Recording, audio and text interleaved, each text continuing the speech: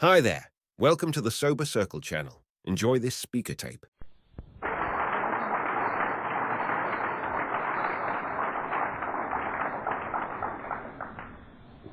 Boy, I think you did stay up all night. My name is Ray Vowell, and I'm an alcoholic. And I came into the program of Alcoholics Anonymous in Texas, where they give sobriety dates, and I don't know whether you do it in Mississippi or not. It really doesn't matter, because I can do it or not choose to do it, and I choose to. My sobriety date is July the 19th, 1971. And for that, I try to be at least thankful every day. My sponsor, I used to say grateful, but he said until I could display it, don't say it. So I don't anymore. This is the meeting. These are the people. Now, in the Baptist church, Wednesday night is the night. Now, a lot of people come to church on Sunday morning because that's when they get seen. A few of them will come back on Sunday night because they didn't have anything else to do, but the real folks that are really interested in church come on Wednesday night. Well, the same thing's true at AA in a convention. Everybody comes on Friday night because they want to get here early and get a room. And the Al-Anons always come on Saturday morning. God knows why they do anything. I'm not going into that.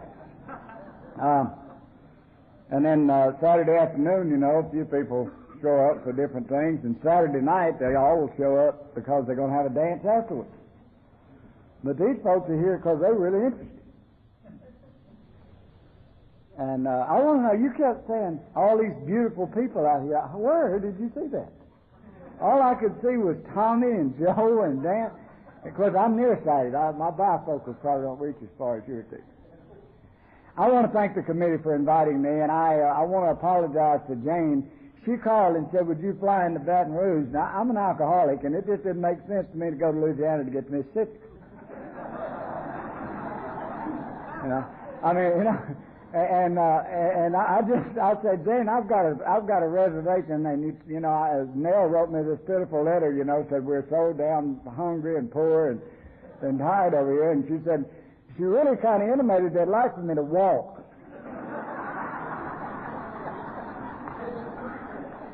And then, but she did say they would pay for the ticket if I would book it 6 months in advance and get a wing seat. So I got the cheapest flight I could. I came into Jackson on the itty rickety back airline, and for $7 more I could have flown inside.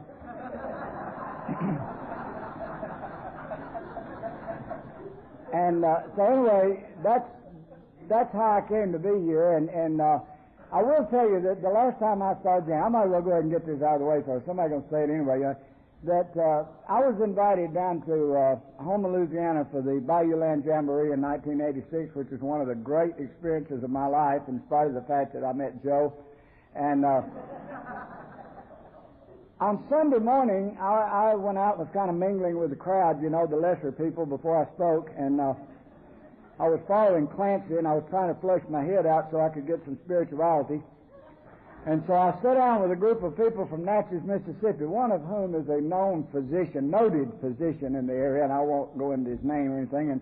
And there were two ladies there and another man, and they were having this very deep, spiritually, theological discussion on boob jobs.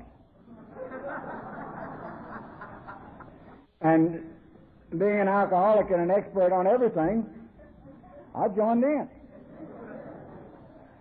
And so about 4 or 5 months later, I get a call from this lady, and she said, I'm from La-Natchez, Mississippi. You probably don't remember me, but we talked about a boob job. And I said, no. I said, the other guy was a surgeon at the table. I'm a preacher.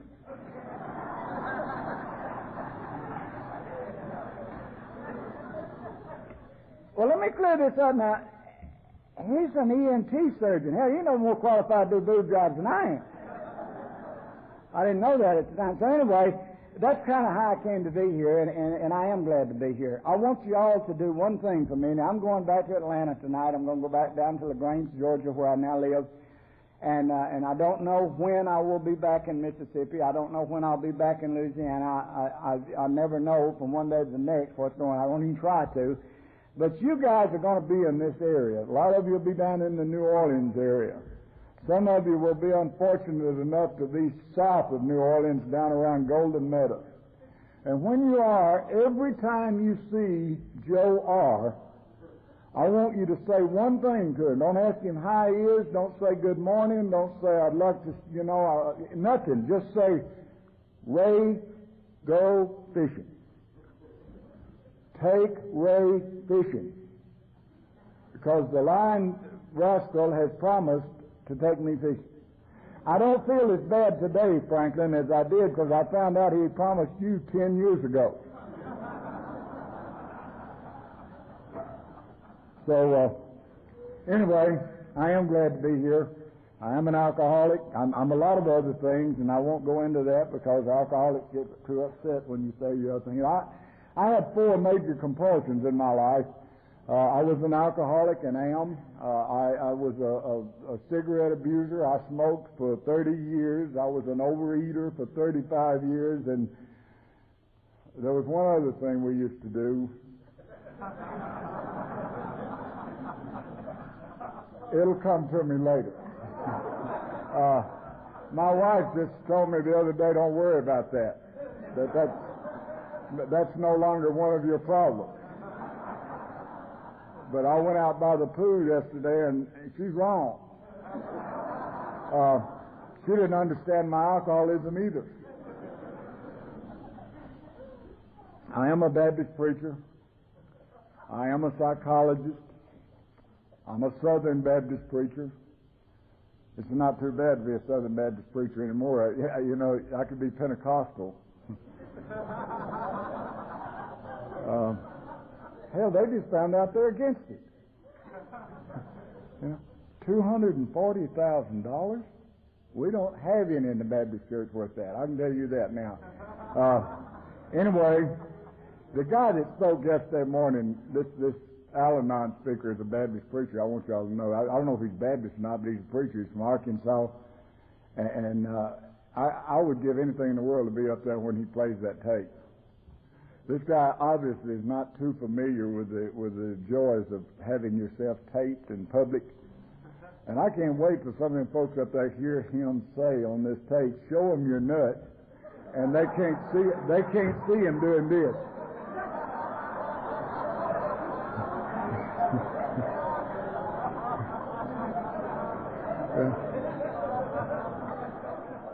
Can't you just do a picture of this, As I said, hear what he said, and nothing is there. I mean, it's just hanging there. See, I notice things like this because I'm a psychotherapist. Some people say that I'm a psycho who does therapy, but there has been some confusion about that. But as a professional psychotherapist, I do have problems like this, and one of my problems is that I am a people observer. That's what I do professionally, is I observe people, and I do very little work with what people say. It's more by what they indicate, and by what they're indicating by what they say and by their actions that you can determine what their problems really are. And so when I was going through school, and I had to go through some self-analysis, as a matter of fact, I went through 18 months of self-analysis. My wife wanted to do it one afternoon, and did. As a matter of fact, she summed the whole thing up. She just looked at me one day and said, "You're nuts." And but when I was going through analysis, I found out that one of my problems is that I'm kind of voyeuristic, as we all are, and I like to watch people, but I have trouble stopping this. For instance, not too long ago, I was coming out of Des Moines, Iowa. I had to change planes at O'Hare in Chicago. And I'm scared to death of Chicago. I mean, that's where the mafia lives. And you all know that. I mean, the mafia is there, and I don't ever go into the city. I just get off the plane. And I went over and I sat down. I didn't know I'm committing a sacrilege. I'm sitting on the Chicago Sun-Times. I didn't even know there was a paper there. And this little swarthy-looking guy comes up to me and he says, "Are you reading that paper?"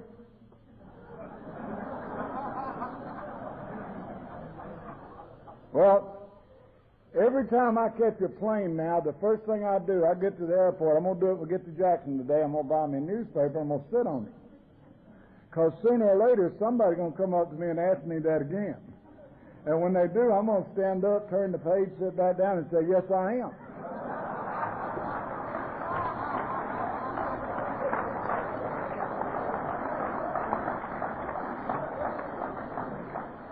You see, people have the idea that because we're alcoholics that we're nuts.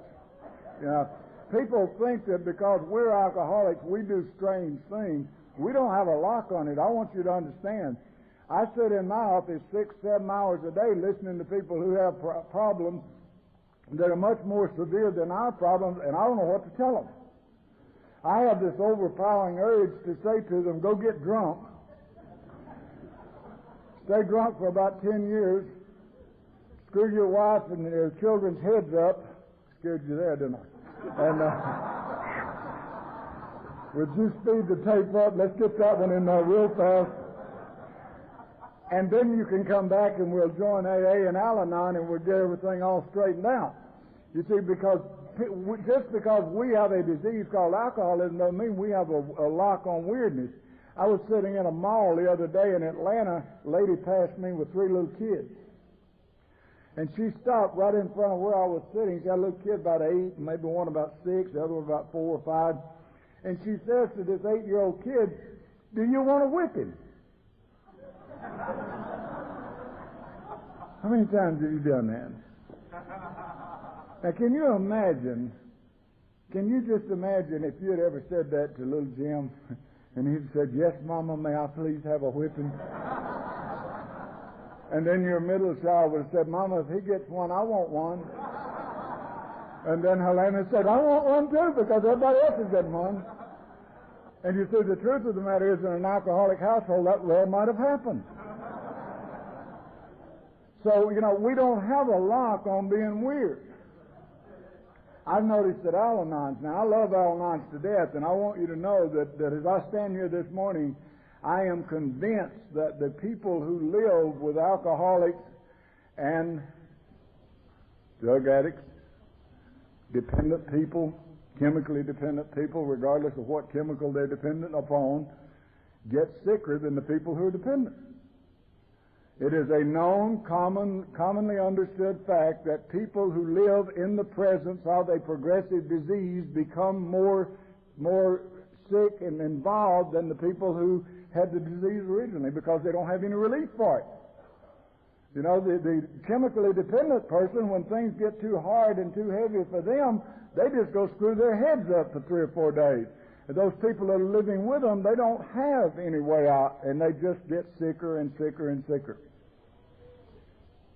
And one of the problems is that I've noticed with Al-Anons, especially female-type Al-Anons, and maybe male, I don't have a lot of experience with male Al-Anons, but I've noticed that most Al-Anons, when they get angry, lose their memories.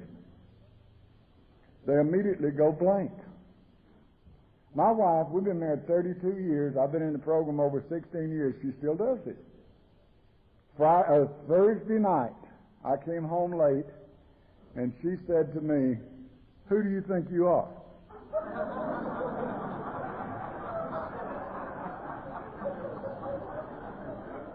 I mean, me and this lady's had 2 kids together. You know? I mean, you know, we share a lot of things. And she looks at me in all sincerity and says, who do you think you are? I said, I think I'm Ray. We got married out in San Diego, California, about 1955, a little Southern Baptist church. She said, yeah, I know that, all that, but who do you think you are? I said, I still think I'm Ray. And she said, let me tell you who you are, so I don't want to hear it.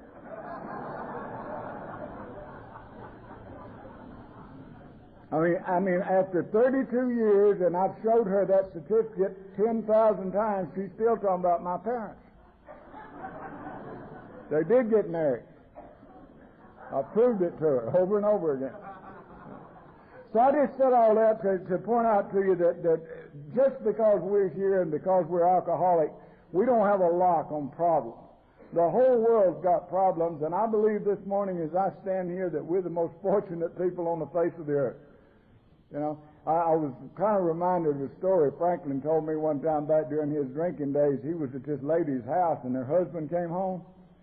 And she said, quick, get in the closet. And he jumped in the closet, but he didn't have no clothes.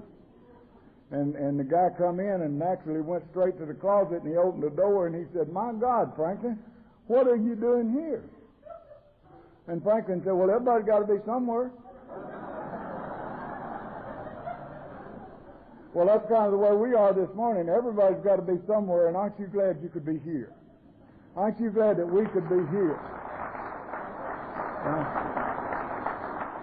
When you think about all the places we could be this morning, and you think about all the places we have been this morning, and you think about all the situations that have existed in our lives, if we didn't have anything else to be grateful for in all this world, we could still just be grateful that we're here together this morning, all in one accord. You see, one thing, I'm not a deep theologian.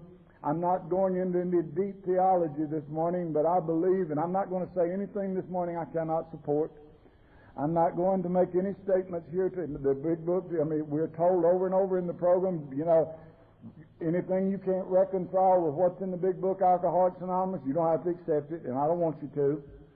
So I'm not going to make any rash statements this morning that I cannot support, but I'm going to say to you from the bottom of my heart, both as an alcoholic, as a professional therapist, as a Baptist minister, as a graduate of one of the great seminaries of this country, I still want to say to you that I know beyond a shadow of a doubt that God loves alcoholics more than He loves everybody else.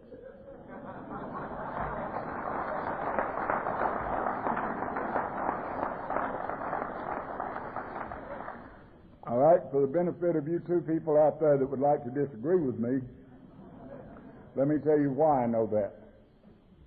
You see, we suffer from a condition much more serious than alcoholism. We suffer from a disease called moreism. We want more of everything than anybody else in the whole world. I never wanted one of anything in my whole life, you know. And I never knew anybody who is an addict to any kind of a chemical, especially alcohol, who would satisfy themselves with one of anything. I never got to take a girl home from a high school dance because I wanted to take them all home. By the time I made up my mind, somebody already had them all. I can't go to a cafeteria to eat because I can't make those darn decisions. I just want the whole thing, you know. I never wanted a drink. I never wanted a drug. I never wanted a anything. I wanted all of it, and God knows how we are. We're all the same way. We want everything there is, and God understands that. So when He started getting everything ready, He gave the whole world 10 commandments, but He gave us 12 steps. Because He knew we had to have a little bit more than everybody else. So if you go up this morning, you can argue. You don't have to agree with anything I say this morning. God gives you the right to be wrong. On July the 19th, 1971, in Irving, Texas, I sat down with my wife one evening about 8:30, and I said, "Honey, I think I have a severe problem." And being a highly intelligent, totally logical, discerning man, I said, "I believe my problem is alcoholism, and I have heard of an organization called Alcoholics Anonymous, and I think I'll go down and join and get our lives straightened out. I don't think we should live like this anymore." And she said, "Fine, let me write you a check to pay your way." And so I did, and I got dressed and got in my new car and drove down to Alcoholics Anonymous and signed up and worked the 12 steps that evening. And I became a sponsor, and I never drank again, and I was totally happy, and my wife forgave me, and the children forgave me, and the judge forgave me, and neighbors were going. If you believe that, let's all stand, join hands, and say the Lord's Prayer, because you're too dumb to hear the rest of what I want to say this morning. I came to Alcoholics Anonymous on July the 19th, 1971 for one reason and one reason only, the same reason that you came. If you're here and you're sincere, you didn't have anywhere else to go. I have yet to meet a man, woman, or child in the program of Alcoholics Anonymous who came because things were going so good they needed some rest. I have never met a woman who came to Alcoholics Anonymous because her wife and children were so loving to her she wanted to hide for a while. I've never met a man who came because he was doing such a good job at work he wanted to get away from his boss. We come to Alcoholics Anonymous because we don't have anywhere else to go. If I could have found one person that would have believed one lie, if I could have run one scam, if I could have borrowed one more dime, I think I would have still been out there drinking. But my wife came to me. My wife is a double-dip, triple-educated Southern Baptist, Baptist universities, Baptist colleges, Baptist School of Nursing, and she just believed that marriages are made in heaven and they're made forever, and so she got stuck with me. And she came to me on July the 19th, and she said, "The children and I have audited you." And I said, "Great. How did I make out?" And she said, "We figured out it cost us $500 a month more to keep you than you bring in, and we can't afford you anymore."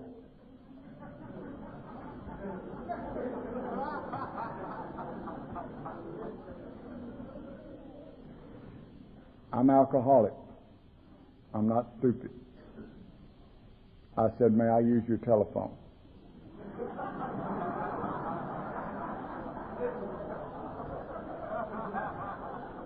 I didn't have one because I lived in the garage.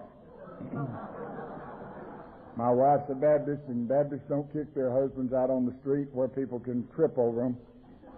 They put them in the garage.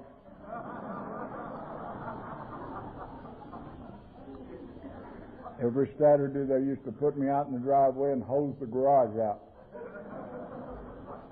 You know, it dawned on me after I came into AA, we got a dog. Well, I think I had the dog when I was still drunk. I'm thinking it was a St. Bernard. Everybody has to have a dog that befits their personality. I weighed 375 pounds. I looked silly as hell with a Chihuahua. So I had this St. Bernard dog, and after I came into AA, it dawned on me one Saturday, I got the dog out in the yard, and I'm hosing the garage out, and I thought, that's what they used to do for me. I remember we had a hard freeze in Dallas one time, and my wife said, "Why don't you go blow up an air mattress and put a blanket down for the dog?" And that made me mad as hell. I said, "Y'all never blew up no air mattresses, put out no blankets when I lived out there in the garage." And she said, "Yeah, but the dog got feelings, And then she said the dog's house broke, and that kind of hurt. So anyway, I'm living out there in the garage, and I realized that things have gotten a whole lot more serious than I thought they had, and I asked for permission to use her phone. I used to call Alcoholics Anonymous all the time. I'm educated. And I knew about Alcoholics Anonymous. I mean, I worked in pharmacy, and I'd worked in hospitals, and I've been around there. In fact, I was a med-school flunk out, and I knew all about alcoholism, and I knew about people like you that had it. And I knew that they had places for people like you, and I used to call and talk to them.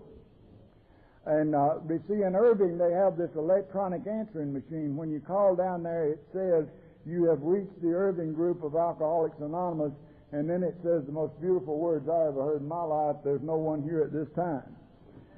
I found out later it also says if you have an immediate problem, it gives you 6 phone numbers you can call, but I never listened to that. I'd just go on and talk to the machine. And then I would confess to the machine, and I'd say, "Let me tell you what I've done today," and then I would go back, and they would say, "What did they tell you?" And I'd say, "They said I shouldn't drink red wine for a while because it was bothering my ulcer." And, I sobered up. I got ulcers, and it scared me to death.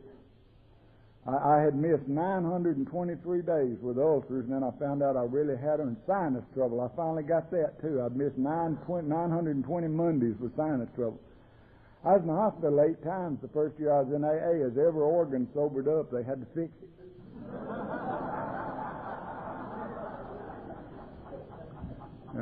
And I never was sick when I was drinking. I just never, I don't guess. I never felt much. Anyway, I called, and I'd go in, and I'd say, "Faye," they said, "don't drink any more red wine." And she'd say, "Okay, what do you do?" And I said, "Well, I drank white wine for a while." And she wanted to believe that. She had to believe something, and I had her convinced, because she was sicker than I was. She knows that. She was sicker than I was.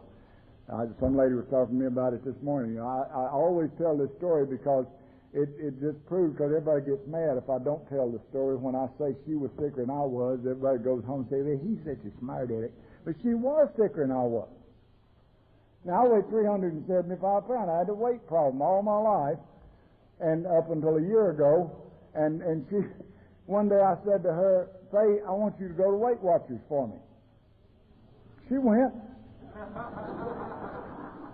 She lost 21 pounds. I gained 17 pounds. I said, honey, I want you to quit. It ain't working. She quit.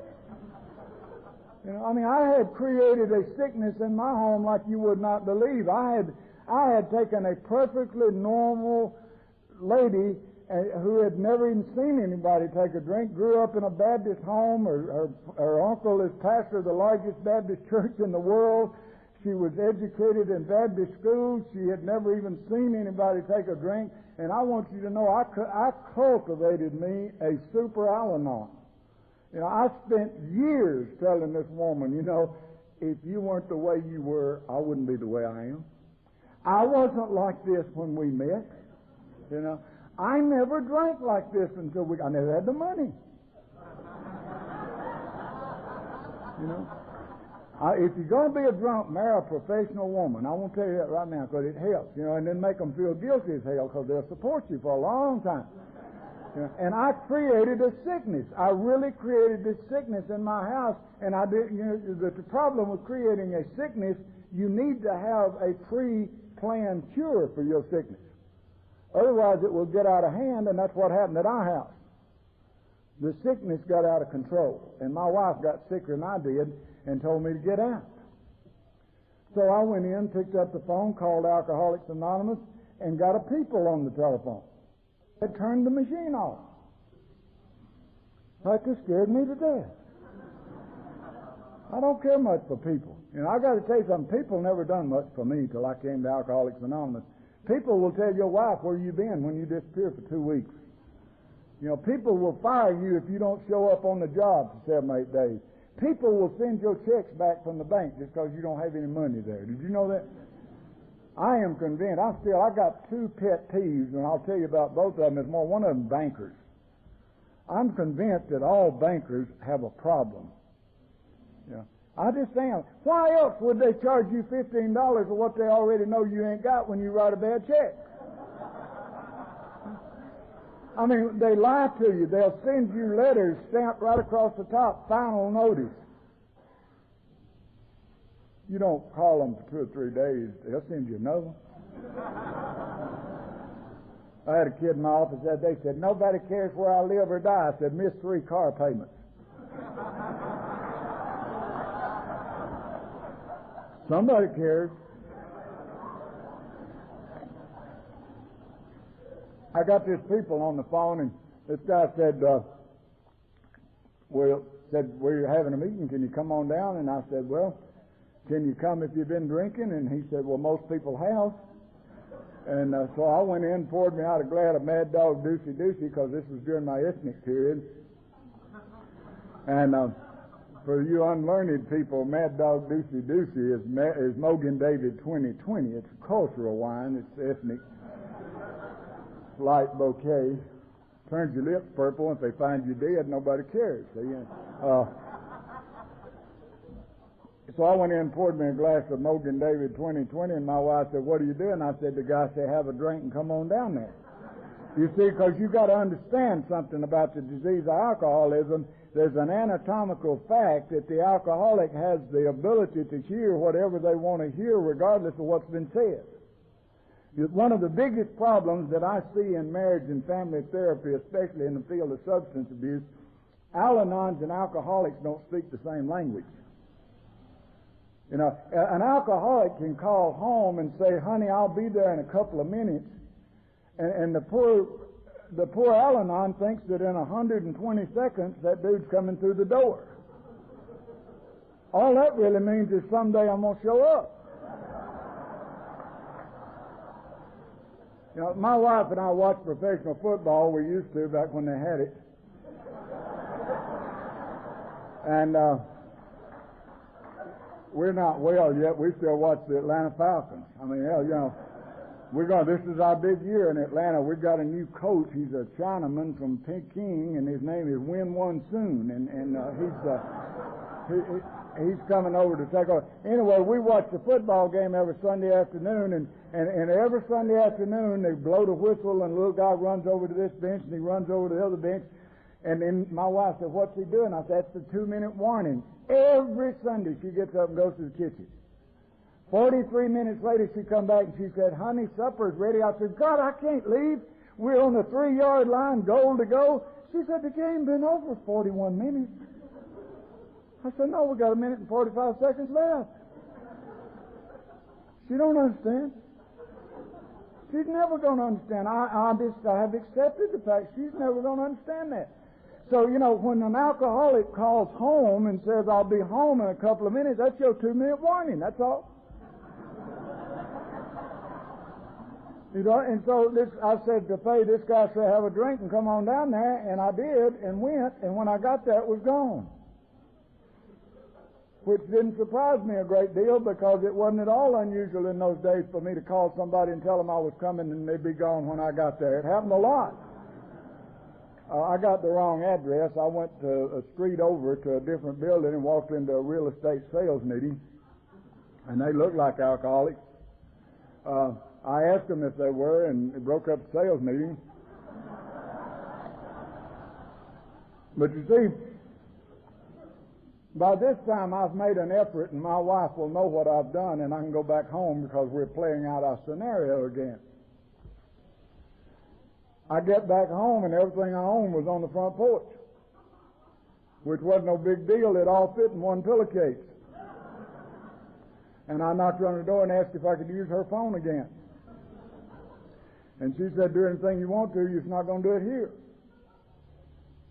I called Alcoholics Anonymous. I know by now they'll be gone. I can talk to the machine, and I got a people again. And they said, look, if you need some help, we'll come over there now. And I said, well, maybe 2 or 3 days we could talk about this. And they said, no, well, my wife's listening, my kids are listening, I don't have anywhere to live, everything I own's out on the front porch. I'm not stupid. I have slept in piano crates. I don't like them. A garage is not the best place to live, but it's better than no place to live. I want you to know that. And I said, come on. I went in and had me another glass of Mad Dog Doocy Doocy because I know they're coming over there and I know exactly what they're going to do. We have played this scene many, many times. They're going to come to my house. She had my daddy come to my house. She had her daddy come to our house. She had every preacher that we ever knew come to our house. She had marriage counselors. She had strangers she met on the street would come to our house and talk to me. She had judges and lawyers and, just anybody that would come and talk to me that might could fix me, she would have them there. And I knew, because I had played the scene many, many times, that these men were going to come into my home and they were going to say, you can't drink. What a ridiculous statement to say to an alcoholic. I had people all over the United States of America and in Japan and China and in Okinawa and Iwo Jima told me I couldn't drink. What a ridiculous statement to make. Now, I can't work. I can't pay my bills. I'm not a good father. I'm a very inadequate husband in probably every department. And I can't carry on an intelligent conversation. I don't know from one day to the next what's going on in my life. But, folks, I could drink.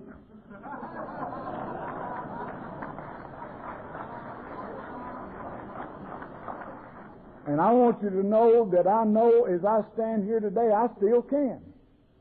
I still could if I wanted to, but I also know today that I can't drink without getting my life all messed up.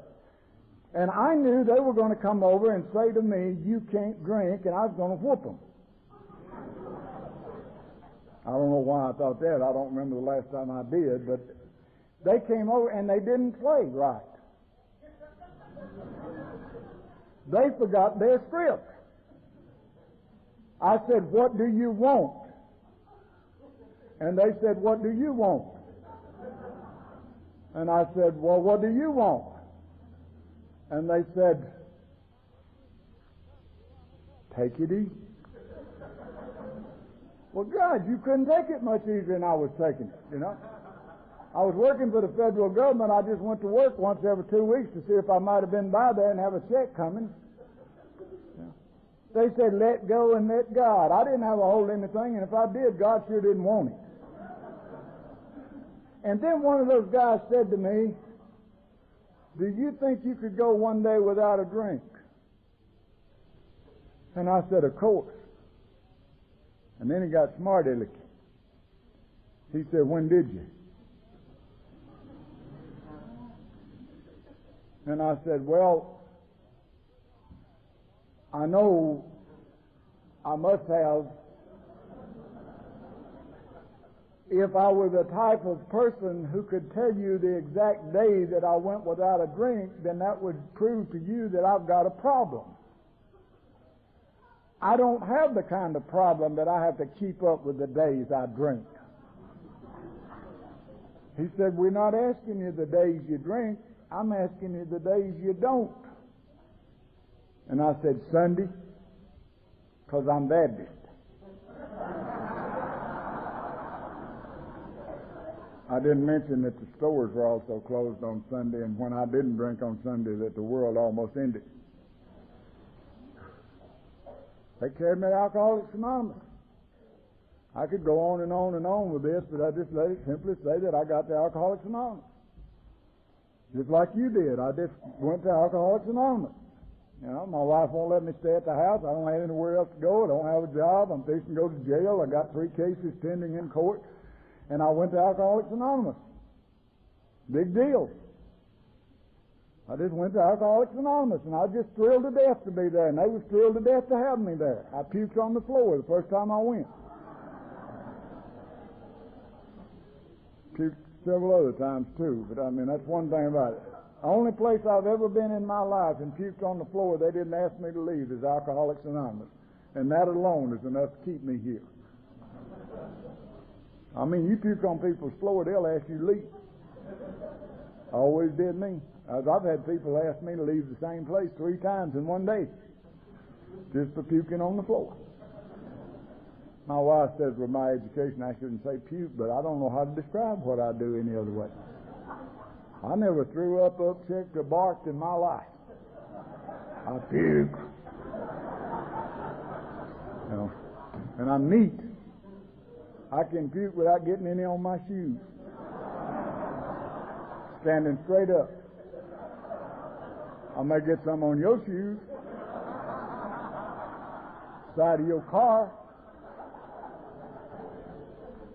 So I went to Alcoholics Anonymous, and I wasted hours and hours and hours in them dumb old discussion meetings sitting there waiting for my turn. Sitting there thinking about what I was going to say. And when my turn came, I would say what I wanted to say, and I'd spend the rest of the hour thinking about what I had said. And I'm going to tell you today, if you're new here and if you don't get anything out of the program except what you bring to the program, you're in big trouble, because you ain't got nothing and you wouldn't be here to start with. And I'm sitting there in the meeting one day, and I looked up on the wall, and they had this beautiful thing there called the 12 steps. They had it on the wall. They used to talk about the 12 steps on the wall. I can just imagine what that sounds like to a newcomer. You got to take these 12 steps on the wall. What an initiation, you know. And I look up there, and it says, we admitted we were powerless over alcohol, and our lives had become unmanageable, and I finally understood what the program was, and I got up and left. And I went down to the county sheriff's office in Dallas, Texas, and I saw Sheriff Bill Decker, and I said, Sheriff Decker, I've joined Alcoholics Anonymous, and my life is unmanageable. I'm powerless over alcohol. And he said, I'm glad to hear that you finally found that out. Now, you still going to the joint if you don't cover them checks. Now, if you don't understand what going to the joint is, that means I was going to Huntsville to take the accelerated course in agriculture. Which means you're going to pick some cotton and aren't going to get any money. Now, I don't tell this every day, but I'll share this with you. You're a special group. They have a law on the statutes in Texas called defrauding an innkeeper. It's a felony. And any check in any amount is sufficient to complete the offense if you write a check in a motel. 3 felonies in the state of Texas is automatic life imprisonment. I had already been convicted of 2 and had 3 more pending, and the total amount was $37. I could have gone to prison for life for $37. I didn't. I had people that got me out of these things. But Sheriff Decker sat down after I came into AA one day and he said, "Son, do you know that your file records you as an habitual offender? And Henry Wade had decided to send you to prison for life for $37. I left there. I went out to the place where I worked, and I told the doctor that I worked for, I said, "I've joined Alcoholics Anonymous, and my life's unmanageable." And he said, "Well, glad to hear that, but Friday's still your last day." I went back out to the house, and I said, "Faye, I've decided to join Alcoholics Anonymous. I'm powerless over alcohol. My life's unmanageable." She said, "You still can't live here." I went back to AA, and I said, "It don't work."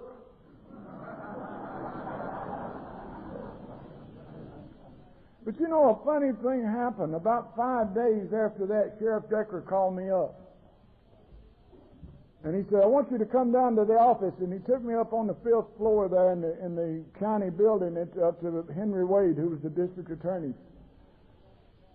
And Henry Wade said, "We've decided to set your case aside for 120 days to see what happens." About 2 days after that, Dr. Alexander called me and he said, "Ray, we've decided to hold your suspension for another 90 days before we terminate you to see what happens." I went home and Faye said, "You still can't live here." Told you she was sick. But 2 out of 3 wasn't bad, and I decided if it's working that good, maybe I'll just hang around a little while. So I went back to the meetings. And I had my first spiritual awakening. I'm very long on spiritual awakenings. I've had a lot of them. I've had burning bushes, flashes of light, floods. Talking walls, talking light bulbs, talking dogs. Son of Sam, I understood exactly. The dog told him to go kill those people. I can understand that, We had a bird that talked to me. Gave me some songs, and I wrote them down and sent them to Nashville, but they weren't ready for bird songs. Now, some of y'all hallucinated. This really happened to me.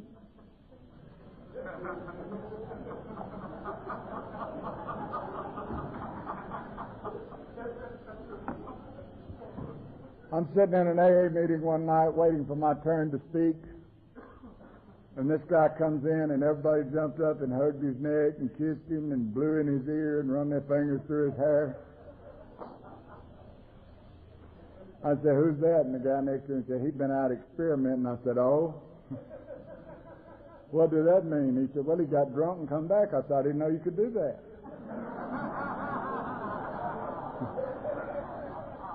He said, 50% of the people who come to AA do. I said, "Oh?" I didn't know that. I asked him to be my sponsor. Fortunately, he turned me down. And I became intrigued with a word. I've always been a student of words, and I became intrigued with the word slip. Doesn't that sound beautiful? I've always loved the word slip. Slip. When I was little, and my mother used to have them, and I got a little older, and I understood more about them. I liked them. Slip. Slip it on and slip it off. That sounds so much more dignified than got drunk as hell and laid on your back and puke straight up. I slipped. Can you, in your wildest imagination, picture a wino slipping? Can you imagine somebody with a bottle of Bay Rum hair tonic slipping down the alley to slip a little green lizard? I wanted to slip so bad. You see, I thought a slip was I would be driving down the road and I would suddenly just come drunk. And then I could get as drunk as I wanted to for as long as I wanted to, and nobody could blame me because I had slipped. And that comes to my second pet peeve. Chairman in Alcoholics Anonymous who have nothing to discuss. If you're the chairman of the meeting, you are to be prepared for the meeting.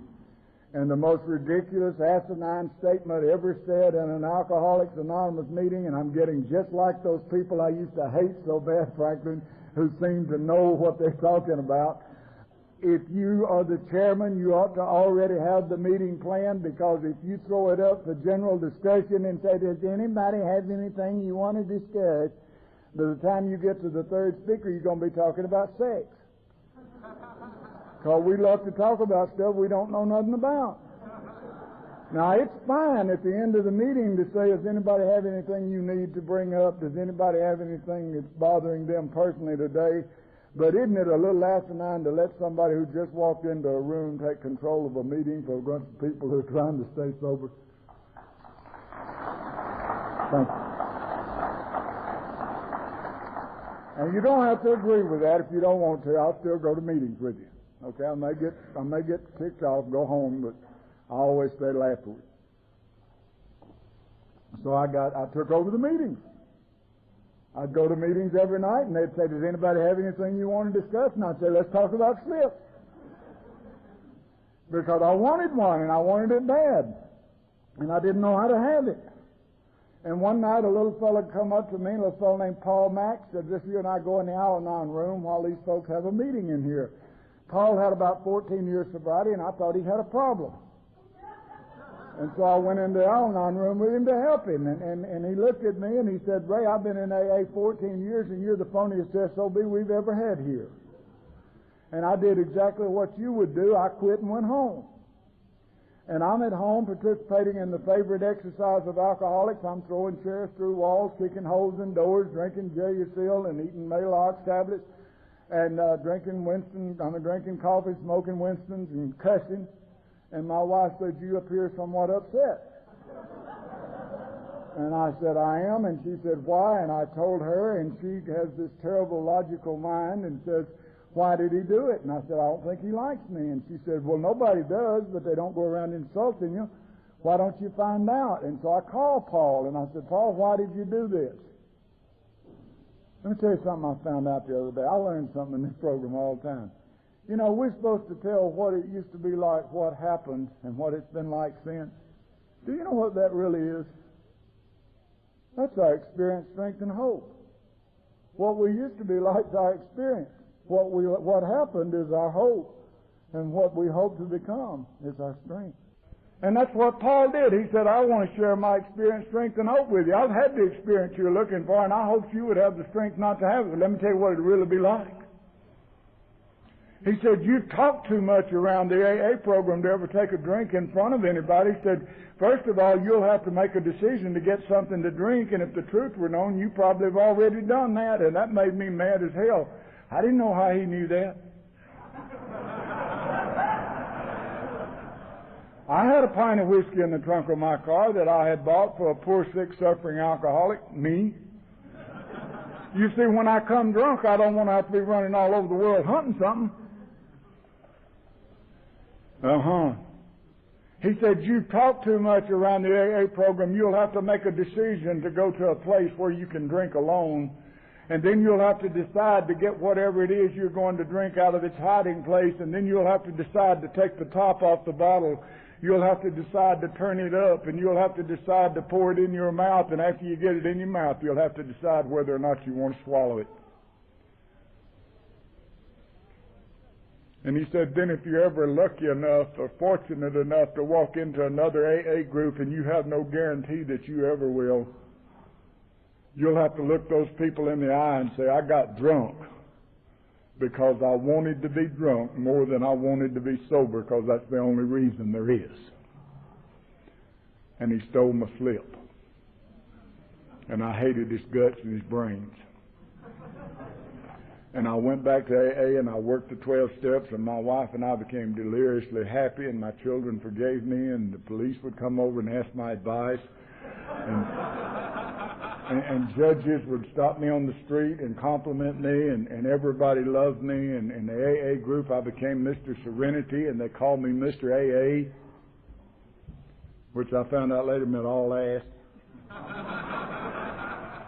The truth of the matter was I went back to AA and I sat down over in the corner and I withdrew and I didn't participate at all. I just sat there and did my thing, except on Saturday nights when we had the beginners meeting. I was the chairman. Beginners meetings are a beauty. I love beginners meetings in Texas. I don't know if you even have them here or not. In Texas, we have a beginners meeting every Saturday night from 6 to 7 so we can clean the room out from 7 to 8 and have a real meeting from 8 to 9. And they always have this old timer. We had this guy named Curly G, had about 28 years sobriety, and I hated his guts and brains too. And he would sit there, you know, and he sat in there. I finally figured out what Curly's job was, Joe, was to keep it from getting so deep in there any of the newcomers smothered to death. And he would sit there and kind of guide the thing, and we'd make profound statements. Well, it goes something like this. The first speaker would say something like, I used to drink shoe polish. And the second speaker said, that ain't nothing. I used to drink kerosene. Lit.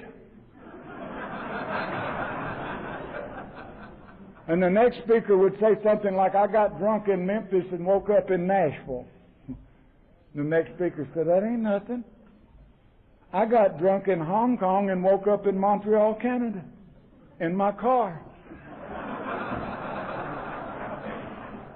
And the next speaker would say something like, I've been married 6 times. Next speaker said, that ain't nothing. I've been married 4 times since lunch. Twice to my sister. And I'm sitting there waiting for my turn.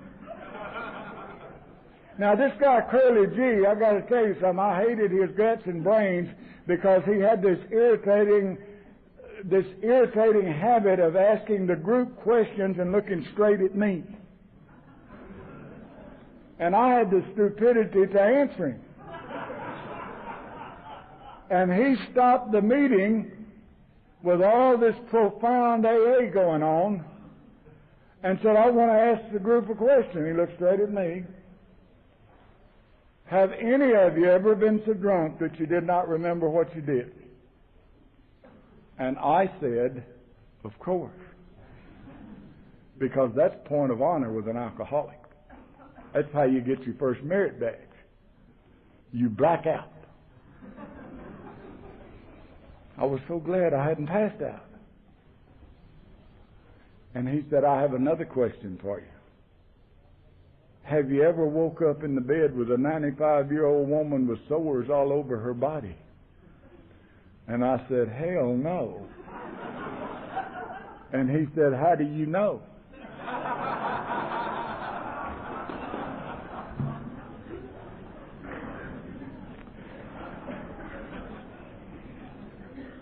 The book that I work out of, the book that the Al-Anon speaker read from yesterday morning, is called the Holy Bible. I know it's not approved AA literature, but I read it anyway.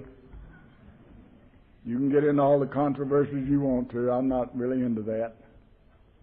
But it says in that book, God works in mysterious ways, His wonders to perform. And I want you to know that that remark by Curly G in that meeting that Saturday night put me square into the program of Alcoholics Anonymous. I didn't laugh.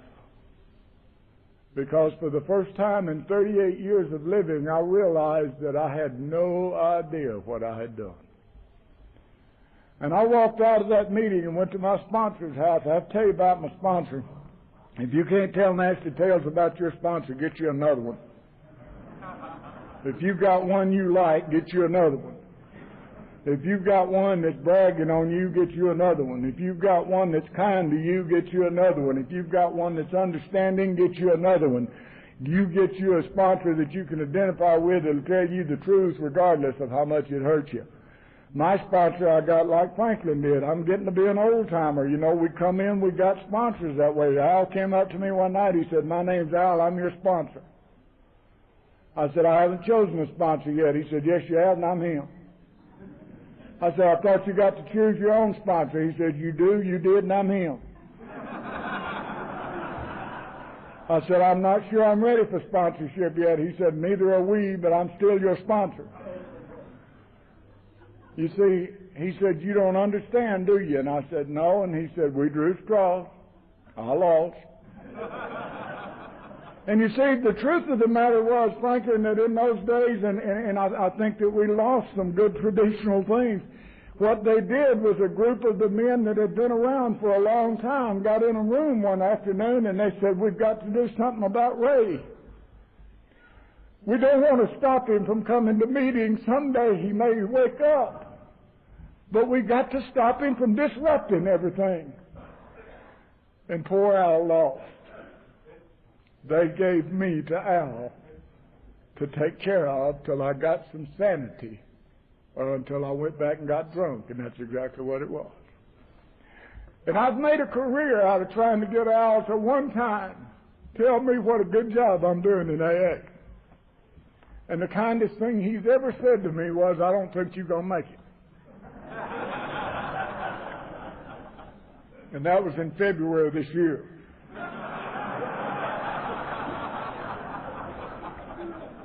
But I walked over to Al's house, and I knocked on the door, and he came to the door in a big tear. I get emotional. I don't apologize. God, I spent 20 years, I couldn't cry, and if I cry every day, it doesn't bother me a bit. I mean, grown men that can't cry, God help them. There's probably some other things they can't do either, and they won't admit that. But I want to tell you something. I went into Al's house that night and knocked on the door. He came to the door, and I'm standing there crying. Al said, what's the matter? And I said, a terrible thing has just happened to me. And he said, what? I said, I just found out I don't know what I've done. He said, none of us do. I said, to hell with the rest of you. We're talking about me. I'm talking about me. This is personal, Al. It seems to me like I'm in AA. It seems to me like I'm like all the rest of you people. And he said, come on in. It just might be that you're ready to take certain steps. I'm not going through all these steps. I know you want to get home, the crock pots is cooking and all this sort of thing. Just let me tell you real fast that I learned 3 things from Al real fast, and that was this was a physical, emotional, and spiritual disease. You know, that step 1 says that we admitted we were powerless over alcohol. Our lives had become unmanageable, and if I accept that and believe that with all my heart, that'll take care of the physical part of the disease of alcoholism. He said, Ray, every alcoholic has 2 tools that he uses, rationalization and justification. As long as you can rationalize away what you've done, justify what you're about to do, you'll probably keep doing it. I had that pointed out to me one morning in such a way that I could not ignore it. I was sitting in a meeting in Arlington, Texas, waiting for the meeting to start. Telephone rang. The guy motioned for me to pick up the extension.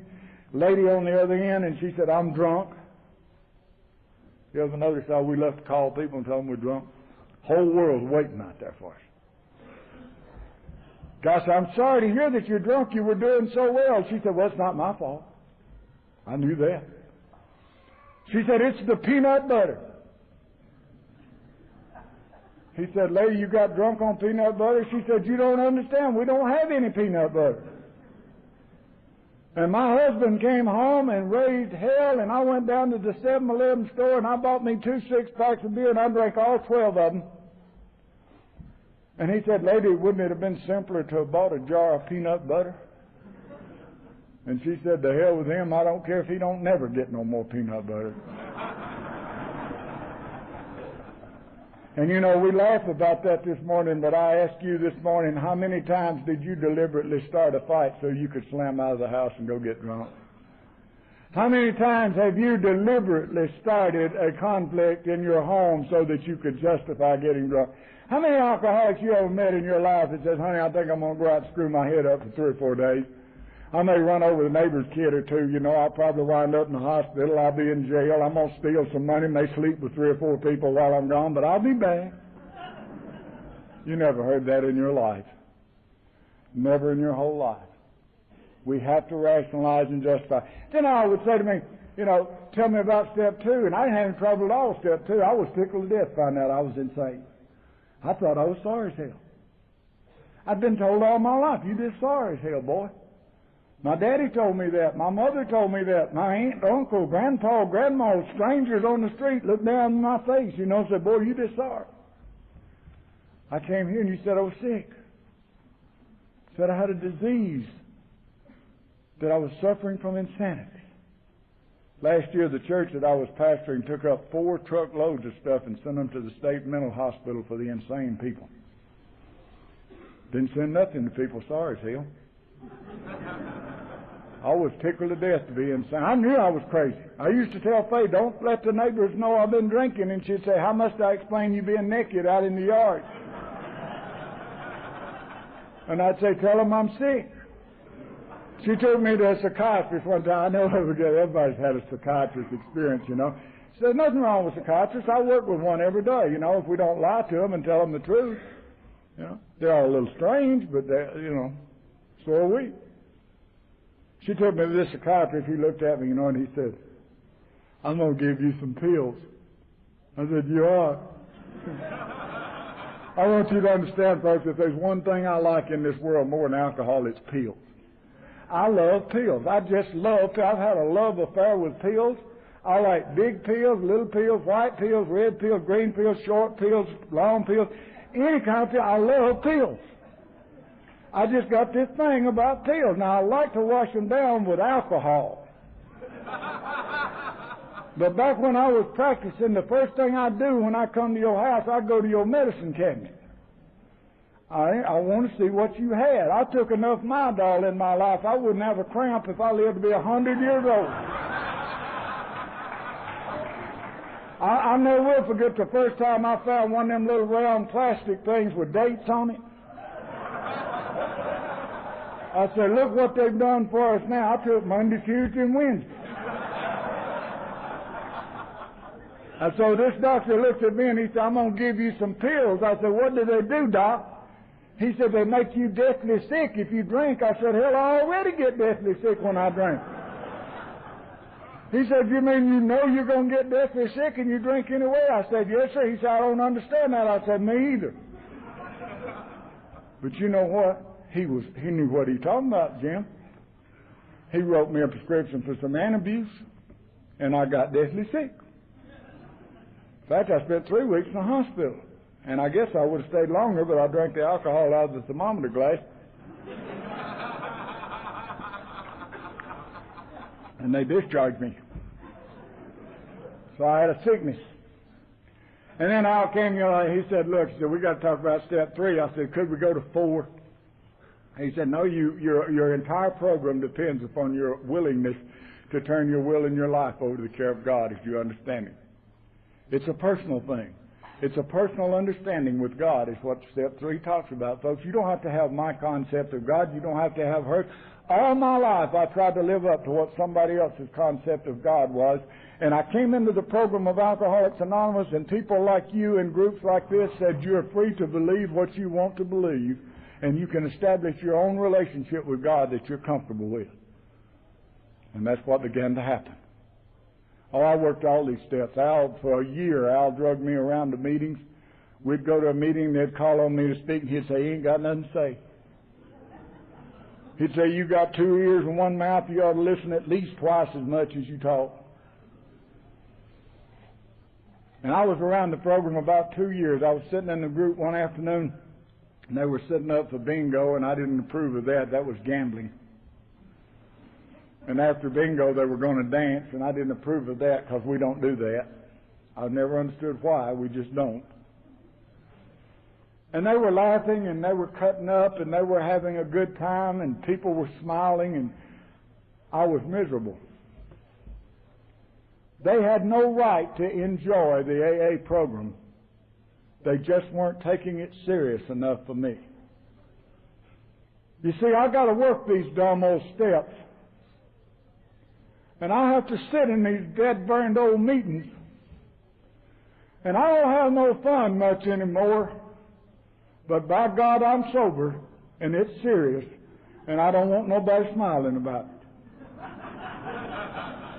And that's where I was after 2 years of sobriety. And I got up and I went back to my place. And my place was in Al's office. And I said, I want to know one thing. When is something good going to happen to me? And Al looked at me and he said, maybe you're one of those people good things don't ever happen to. And I believed that. And Al looked at me that day and he said, Ray, where do you sleep? And I said, I sleep in the master bedroom over in the king-size bed in Northwest Park in my house. Why? He said, I just wondered. How are things at work, Ray? And I said, well, you know, I've been promoted. I'm head of the department. And he said, How are your kids, Ray? I said, we got so many teenagers hang around our house, sometimes I have to go to the service station to use the bathroom. And he said, How'd you get down here today, Ray? And I said, in my new car. He said,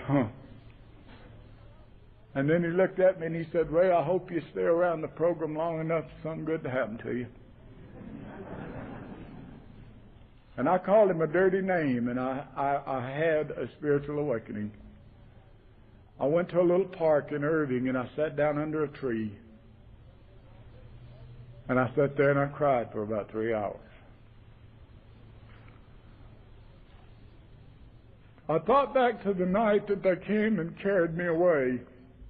Second day, my bird left me. I went into hallucinations. And they carried me to a rehab center. Beautiful place, $10 a week. And my little boy went up to the phone booth on the corner and he took the change out of his pocket.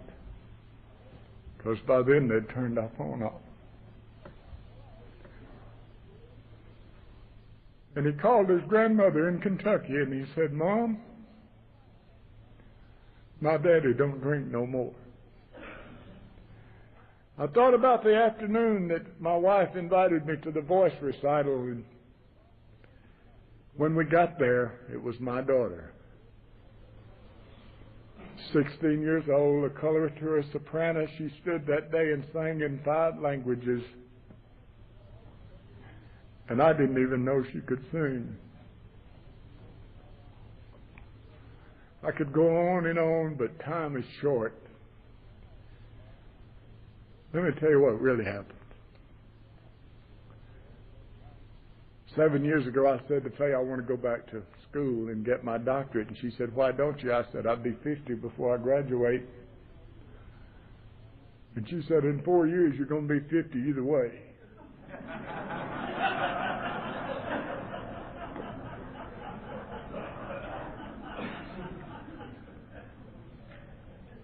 I went back to graduate school, and on January the 2nd, 1984, I turned 50.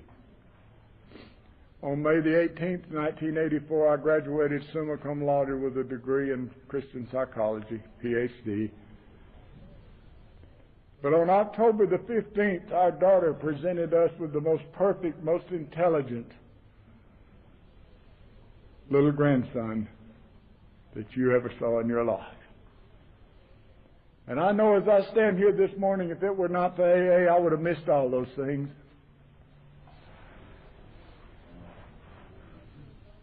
In February, I went out to the School of Prophets in Dallas, and I had a suite of rooms. This little red-headed boy is 2.5 years old now, almost 3. Never spent the night away from his mother and daddy. And my daughter came to me and she said, Daddy, how would you like to take Ryan over to the hotel and just keep him all night by yourself? And I said, you'd do that? She said, yes. So I took him down to Walmart and I bought $40 worth of little red trucks.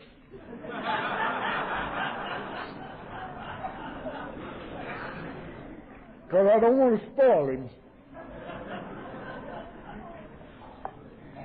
And then that little red-headed boy went to the hotel, and all night long he would get out on the floor and play with those trucks, and then he'd climb up in my lap, and he'd put his arms around my neck, and he'd say, Papa, I love you.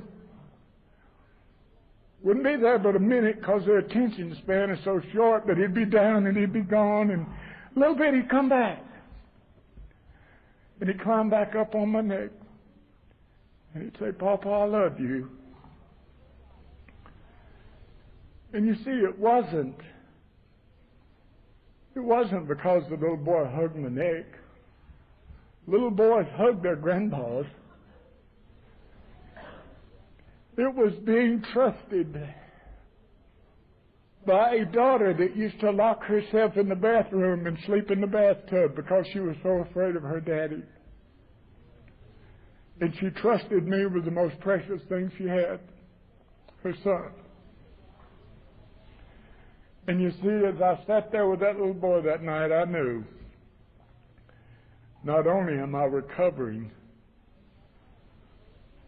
not only have I been redeemed by merciful God, but I've been restored to my rightful place. And as I stand here this morning in closing, I can say to you in all sincerity, if I could sit down and design my life exactly the way I wanted it, I would be where I am, having done what I did to get where I am, and thanking God for it. My program consists of two very simple things. I have no expertise in this program. I'm just simply the end result of God's grace applied to what I used to be. I know which drink makes me drunk. It's the first one. And I know who, with God's help, has the choice of whether or not I take it. And that's me. And I thank you for letting me come, and God bless you.